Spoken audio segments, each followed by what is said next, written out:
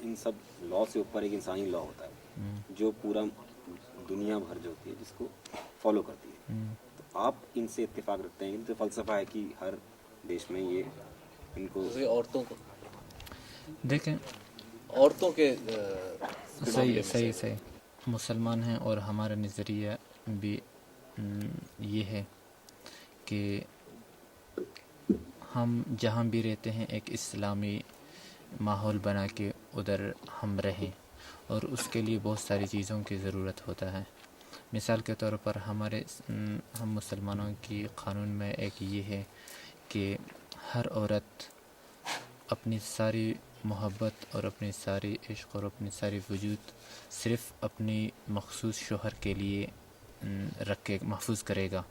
और ये सिर्फ़ उसकी शोहर का हक़ है।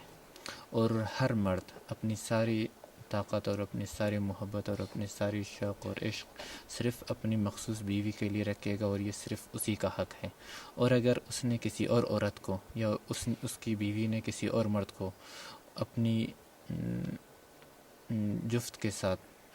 किसी और को शरीक किया तो उसने अपनी जुफ्त के हक़ में ख़ियानत की है, और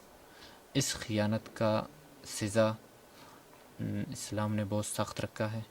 और इस वजह से इस मसले के बारे में हम मुसलमान इंतहाई हसास हैं। लेकिन ये औरतों तो को हुआ, से पढ़ने के लिए क्यों? हाँ ये तो हुआ कि पढ़ने को नहीं देखना, पढ़ना नहीं देते थे, काम नहीं करने देते थे। जैसे कितनी बेवाल हैं, हाँ वो क्या करें? हाँ वो तो सही है। पढ़ने के बारे में ये है कि अफ़गानिस्तान की कंडीशन इंतहाई ख़राब थी, और हम तो बिल्कुल हम औरतों की पढ़ने के ख़िलाफ़ नहीं हैं। हालांकि हमारे दीनी और इस्लामी अहकाम के मुताबिक भी औरतों के ऊपर पढ़ाई इंतहाई लाजिम है। बाकी इसलिए कि हालात ख़राब थे, और इधर आवारा और बहुत किस्म के लोग भी बहुत मौजूद थे, और अमनियत और सिक्योरिटी इतनी ज़्यादा वो नहीं थी। और हमारा प्रोग्राम ये था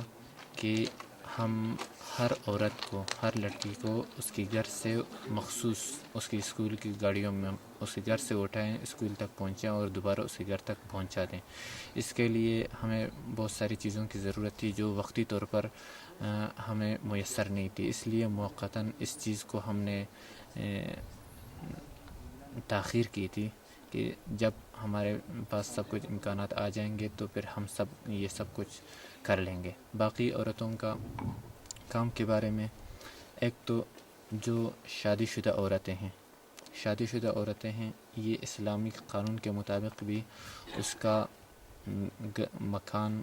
और खाना और उसकी लिबास ये उसकी शौहर की ज़िम्मेदारी है। और इक़्तिसादी हालात, हर किस्म की इक़्तिसादी हालात में सख्ती और आसानी में उसकी ये शौहर की ज़िम्मेदारी है कि जैसा हुआ है वो कहीं से भी पैदा करके उसके लिए तैयार करके ले आए, और औरत की कोई ज़िम्मेदारी नहीं है। बाकी बेवा औरतों के बारे में ये इस्लामी हुकूमत की ज़िम्मेदारी है कि वो सब औरतों की हर ज़िम्मेदारी पूरा कर ले। बाकी उनके काम के बारे में, और औरतों की जो सड़कों पे पिटाई की जाती थी, वो तो हाँ इसी को तो मैंने सबसे पहले यही बात मैंने कही थी कि इधर बहुत सारे ऐसे बातें भी थी और बहुत सारे ऐसे लोग भी उनके दरमियान में घुसे हुए थे जो जिनको इस्लामी लॉ के बारे में इतनी मालूमात भी नहीं थी, और वो अपनी मालूमात के बग़ैर इतने कट्टर होते थे कि वो ऐसे हरकतें करते थे जो तालिबान की तहरीक के लिए नुकसानदेह था और उनको उल्टा बदनाम भी करता था। तो दूसरा ये कि तालिबान में इतने पाकिस्तानी और दूसरे मुल्क के लोग क्यों थे उनको? और ये भी कहा जाता है कि तालिबान बिल्कुल ही ISI का क्रिएशन था, और वो अलग अलग उसके रीज़न थे, सिर्फ इस्लाम एक रीज़न नहीं था, और भी रीज़न थे जैसे कि पॉलिटिकल सियासी सेंट्रल एशिया। तालिबान सब थे अफ़गानी,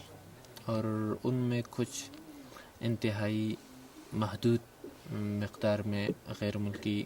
बुनियाद परस्त तंजीमें भी उनके साथ थी, और वो तालिबान भी ने इस बात को एहसास करते थे और न वो दूसरे बुनियाद परस्त तंजीमें, इसलिए कि इस्लाम की निगाह से سیاسی حدود کا کوئی اعتبار نہیں ہے. باقی جو دوسرے یہ باتیں کرتے تھے کہ یہ ISI اور ان کی یہ باتیں ہیں اور یہ ان کا اصل ہدف اور ان کا اصل ٹارگیٹ سنٹرل ایشیا ہے یا افغانستان کے اندر سے یہ پائپ لائن اور سڑکیں وغیرہ کی باتیں، یہ تو دوسروں کے تبصرے تھے. اور میں یہ بھی کہتا ہوں کہ پاکستان کے بھی اپنے مفادات تھے اور وہ اپنی مفادات کی وجہ سے طالبان کے ساتھ وہ کوشش کرتا تھا کہ اپنی روابط اچھا رکھے. لیکن اس کا مطلب یہ نہیں ہوتا تھا کہ طالبان پاکستان کے ہی پٹو تھے، بلکہ طالبان خود آزاد تھے اور ان کی سب کچھ ان کے اپنی اختیار میں ہوتا تھا. ہاں بس یہ ہے کہ پاکستان اپنی مفاد کی وجہ سے وہ ان کے ساتھ کوشش کرتا تھا کہ اچھے روابط رکھے اور ان کے ساتھ چلنے کی کوشش کرتا تھا. نہیں تو آپ جیسے آپ پاکستان سے ہیں، یہ جنگ لڑی ہے، آپ ادھر لڑی ہے، آپ افغانستان کیوں آئے لڑنے کے لیے؟ تو پوری دنیا کی تاریخ کو جس وقت آپ پڑھیں گے تو آپ کو پتہ چل جائے گا کہ جہاں بھی کوئی تحریک اٹھی ہے پیچھے سے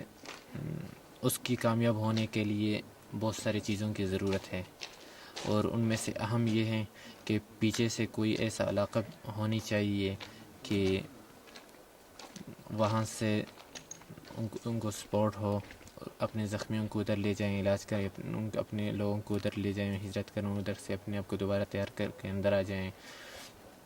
تو ہم اگر پاکستان میں ہمارا اگرچہ ارادہ تھا اور ہمارا اپنا مقصد بھی یہی تھا کہ ہم پاکستان میں ایسا کام کر لیں، لیکن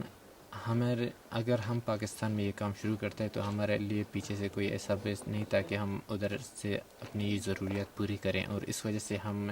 ہماری تحریک شکست کے ساتھ روبرو ہوتا. تو اس وجہ سے ہم نے جس وقت افغانی طالبان یا افغانی بنیاد پرستوں نے جس وقت ادھر افغانستان کے اندر جب انہوں نے کام شروع کی تو ہم نے یہ سوچا کہ یہ